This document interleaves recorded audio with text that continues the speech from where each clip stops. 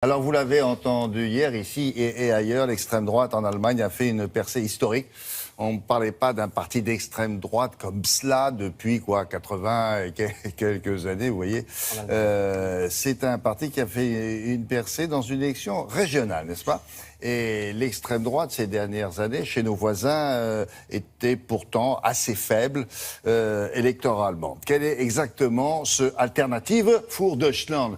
Même si vous n'avez pas fait allemand première langue, vous comprenez ce que ça veut dire. Mais il va vous donner la bonne traduction maintenant, car lui a fait allemand première langue, Frédéric Vion.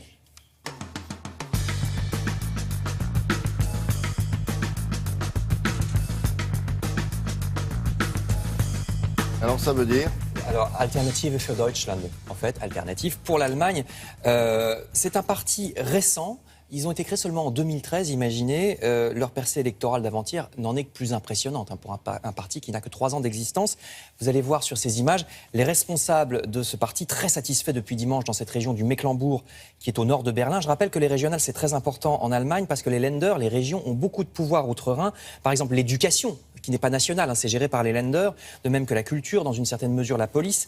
Donc diriger une région, un land allemand, c'est vraiment très important. Alors attention, ils n'ont pas gagné. Ils sont arrivés deuxième derrière les socialistes, donc ils ne vont absolument pas diriger ce land, mais tout de même, ils ont eu plus de 20% des voix.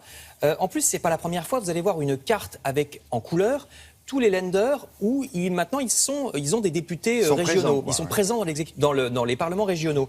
En violet, c'est la région dont on parle, le Mecklembourg. Mais il y a eu une région où en mars dernier, il y a eu un score encore plus élevé, plus de 24%. C'est la région qui est marquée ST, la Saxe-Anhalt, donc 24% pour ce parti populiste allemand. Et alors pour l'Allemagne, c'est vraiment un phénomène nouveau, vous le disiez, parce qu'évidemment, à cause de l'histoire, à cause du nazisme, l'extrême droite a très longtemps été mal vue, disons ces 50 dernières années en Allemagne. Il y avait presque plus d'extrême droite, ça faisait que quelques pourcents aux élections, beaucoup moins en tout cas qu'en France.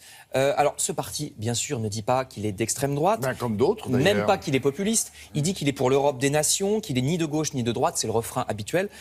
Son programme principal étant qu'il faudrait fermer les frontières à l'immigration. Donc c'est un peu, évidemment, comme le Front National en France. C'est un parti qui essaye, d'ailleurs, comme le FN, de se donner, vous le voyez, une image moderne, avec des candidats qui sont plutôt des jeunes et des femmes, et qui se montrent souriants pour casser l'image d'agressivité qu'on associe traditionnellement aux partis d'extrême droite. Comme beaucoup de partis populistes, ils estiment d'abord que les contribuables allemands payent trop pour l'Europe. Vous allez voir une affiche à propos de la Grèce, où ils disaient qu'ils en avaient assez de payer pour la Grèce. Et comme le FN en France, c'est un parti qui prospère en grappillant des voix à la fois à la droite traditionnelle et à la gauche. Alors pour ce qui est de la droite traditionnelle, là-bas c'est Angela Merkel, la droite traditionnelle. Elle est accusée, vous le savez, d'avoir trop largement ouvert ses frontières à l'immigration. Et c'est pour ça qu'elle est critiquée à l'intérieur même de son propre camp. Vous voyez ici un centre pour les réfugiés en Allemagne. Donc sans doute est-ce pour cette raison que la droite traditionnelle a fait un mauvais score dimanche dernier dans cette région du Mecklembourg et que les voix se sont transférées vers ce parti Alternative für Deutschland. Et puis, je vous le disais, ce parti populiste empiète aussi, c'est sa force électoralement, il empiète aussi sur l'électorat de gauche. Rappelez-vous la carte tout à l'heure, vous avez vu, c'était plutôt les régions de l'Est de l'Allemagne où il faisait des bons scores. Et c'est pas un hasard, parce que l'ex-Allemagne de l'Est, autrefois communiste, même après la chute du mur, elle votait plutôt à gauche, c'était des régions ouvrières. Et donc désormais, regardez, dans ces régions de l'Est, c'est exactement ce qui se passe chez nous dans les anciens bassins industriels du Pas-de-Calais ou de la Moselle, qui votent beaucoup Front National. L'ex-Allemagne de l'Est, que vous voyez ici il y a une dizaine d'années sur ces images, mais qui ne s'est pas beaucoup relevé depuis, non, ça hélas. n'a pas beaucoup bougé.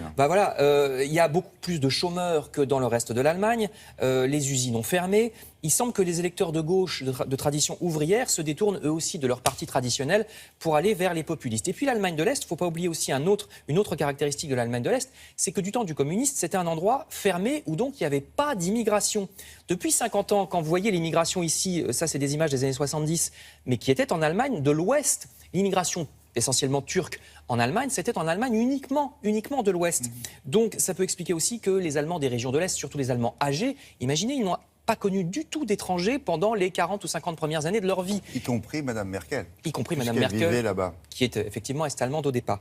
Donc je répète que pour l'instant, Alternative für Deutschland ne dirige aucune région. Ils sont dans l'opposition, même dans les Länder où ils ont fait des très bons scores. Alors ils existent encore moins au niveau national. Ils n'ont aucun député au Parlement national à Berlin.